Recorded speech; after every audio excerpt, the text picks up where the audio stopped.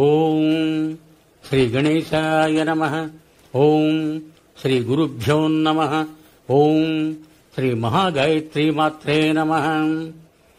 శ్రీ మహాగాయత్రీ మాత YouTube ఛానల్కు శ్రోతలందరికీ సాదర స్వాగతం. ఆహ్వానించువారు కాశీవజ్ర సుబ్రహ్మణ్య శర్మ, నిడదవోలు. శ్రీ పూర్ణానంద స్వామి, సున్నిపెంట, 1939 టు 2000. ఎక్కడో పుట్టిన జీవనది తన ప్రవాహ మార్గంలోని సీమలను సస్యశ్యామలం చేస్తుంది. పరమాత్మని లీలావతారంలోని ఒక అంశ శ్రీ పూర్ణానంద స్వామి. తమిళనాడులో పుట్టి ఆంధ్రదేశాన్ని ఆధ్యాత్మిక గిరిశిఖరంగా సంకల్పించి శ్రీశైలం తమ ఆవాసం చేసుకున్నారు. తమిళనాడులోని మధురైలో 1/11/1939 నాడు సుబ్రహ్మణ్య శాస్త్రి, పర్వతవర్ధని దంపతుల 5వ సంతానంగా జన్మించినారు శ్రీ పూర్ణానంద స్వామి. తల్లిదండ్రులు పెట్టిన పేరు కామేశ్వరన్. కామేశ్వరన్ అన్న శంకరనారాయణన్. పూర్ణానందుల పితామహులు శ్రీ పిచ్చుమణి అయ్యర్, లక్ష్మీ దంపతులు. మాతామహులు శ్రీ భారతీస్వామి, మీనాక్షి దంపతులు. తండ్రి ప్రథమ గురువుగా కామేశ్వరన్ విద్యాభ్యాసం మొదలైంది. 10వ తరగతి పాస్ అయి టైపు షార్ట్ హ్యాండ్ నేర్చుకున్న కామేశ్వరన్ తండ్రి మరణంతో 1962 కుటుంబ బాధ్యతల వల్ల కొంతకాలం ఉద్యోగం చేయవలసి వచ్చింది. కానీ అవతరించిన కారణం వేరు కనుక తపస్సు చేసుకోవటానికి అరణ్యానికి వెళ్ళిపోయినారు. మహారాష్ట్రలోని గణేశపురి వాసులు యోగిరాజు శ్రీ నిత్యానంద భగవానుల శిష్యుడు రాకాడి బాబా. తమిళ ప్రాంతంలోని కాంచీపురం జిల్లా కళవై రాకాడి బాబా జన్మస్థలం. తల్లిదండ్రుల 3వ సంతానం మునిస్వామియే రాకాడి బాబా. చిన్నతనంలో ఇల్లు వదిలి నిత్యానందుల సన్నిధి చేరిన మునిస్వామి 12 సంవత్సరాలు గురుసేవ చేసినాడు. గురువుల ఆదేశంతో ఓంకారానంద పేరుతో కాషాయం ధరించి కొంతకాలం తపస్సు చేసినాడు. తపస్సు చేసే కాలంలో ఆకలి వేసిన ఓంకారానందకు వజ్రేశ్వరీ మాత, గణేశపురి సమీపంలోని ఆలయ దేవత, ప్రత్యక్షంగా ఆహారం తెచ్చి ఇచ్చింది. శిష్యుని తపస్సిద్ధికి ఆనందించిన నిత్యానందులు తమ ఆశ్రమ సమీపాన శిష్యునికై ఆశ్రమం కట్టించినారు. శరీరమంతా విభూతి పూసుకునే ఓంకారానందరు భక్తులు రాకాడి బాబా, మరాఠీలో రాకాడి అనగా బూడిద అని అర్థం, అని పిలిచేవారు. గురువుల సన్నిధిలో కొంతకాలం గడిపిన రాకాడి బాబా వారి సమాధి 1962-63 అనంతరం దేశాటనం చేస్తూ తమిళ ప్రాంతం తిరునల్వేలి, కారయార్ చేరుకున్నారు. తామ్రపర్ణి నది ఒడ్డున ఒక భక్తుడు నిర్మించిన కుటీరంలో నిత్యాగ్నిహోత్రాన్ని చేస్తూ ఉండేవారు. ఒకమారు విపరీతమైన వర్షాలు పడి తామ్రపర్ణి నది పొంగి ప్రవహించి కుటీరాన్ని ముంచేసింది. ప్రమాదాన్ని పసిగట్టిన భక్తులు ముందుగా బాబాకు చెప్పినా వినిపించుకోలేదు. 3 దినాల తర్వాత వరద తగ్గుముఖం పట్టడంతో ఆతృతగా వచ్చిన భక్తులకు నిత్యాగ్నిహోత్రం ముందు నిశ్చలంగా కూర్చున్న బాబా కనిపించారు. బాబాకు ఒక భక్తుడు బాణతీర్థం వరుణ గుహలో ఆహారం లేక ఒక బ్రాహ్మణ యువకుడు తపస్సు చేస్తున్నాడని తెలిపాడు. 1 నెల రోజులుగా తపోదీక్షలో ఉన్న ఆ యువకుని వద్దకు పోయి బాబా అతనిని మేల్కొల్పి ఆ గుహలోని రాతి నుండే వేడి అన్నము, కూరలు, రసము, పెరుగు బయటికి తీసి అతనికి ఇచ్చినారు. ఆ యువకుడే మన కామేశ్వరన్. తపస్సు సిద్ధించి తన గురువైన రాకాడి బాబాను చేరుకున్నాడు.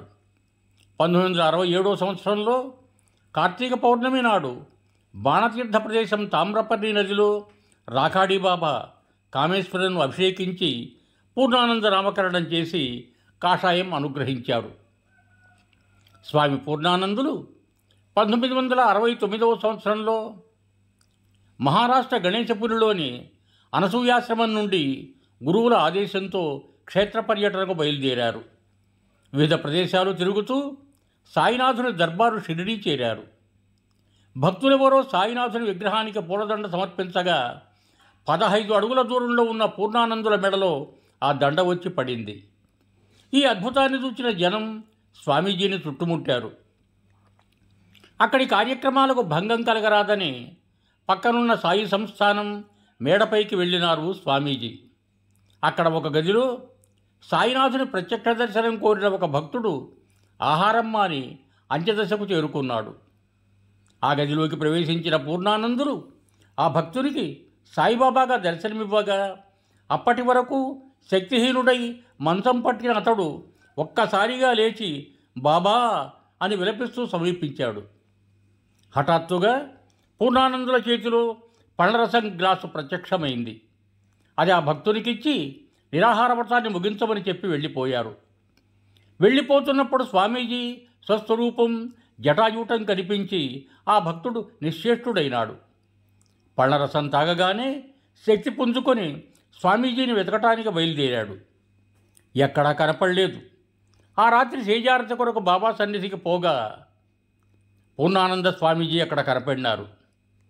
అతడు పాద నమస్కారం చేయగా ఎవరో భక్తులిచ్చిన గోవా బిళ్ళలను ప్రసాదించి వెళ్ళిపోయారు.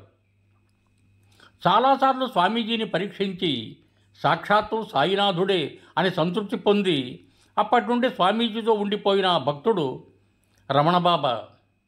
అప్పటికి స్వామీజీ 25 సంవత్సరాల వారైతే రమణబాబాకు 55 సంవత్సరాలు.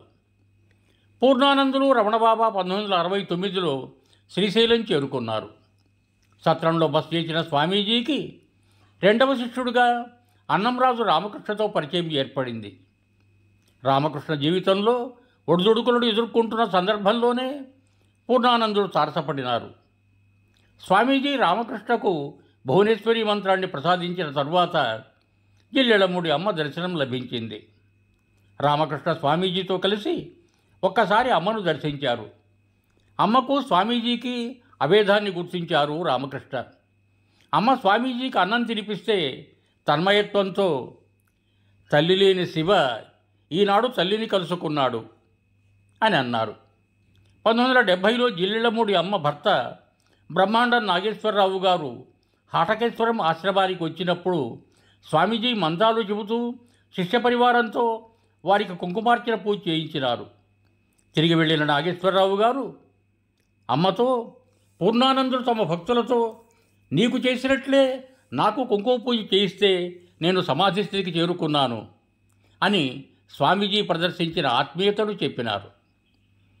హాటకేశ్వర క్షేత్రంలో 6-7 ఏళ్లు గడిపిన స్వామీజీ సుమారు 1972లో సున్నిపెంట ఆశ్రమం తమ నివాసంగా చేసుకున్నప్పటికీ హాటకేశ్వరానికి అప్పుడప్పుడు వస్తూ ఉండేవారు. పూర్ణానందులను 1969 నుండి తెలిసిన భక్తులు ఆ తర్వాత ఆశ్రమానికి వచ్చి వారి సన్నిధిని అనుభవించిన భక్తుల అనుభవాలు ఎంతో అద్భుతమైనవి. సశేషం యుహం భూయాత్ సర్వే జనా సుఖినో భవంతు. ధన్యవాదములు. మీకు నా ఈ వీడియో నచ్చినట్టయితే ఒక లైక్ కొట్టి షేర్ చేసి సబ్స్క్రైబ్ చేయ ప్రార్థన. మరొక్కసారి ధన్యవాదములతో భవదీయుడు కాశీవజ్ర సుబ్రహ్మణ్య శర్మ, నిడదవోలు, తూర్పుగోదావరి జిల్లా.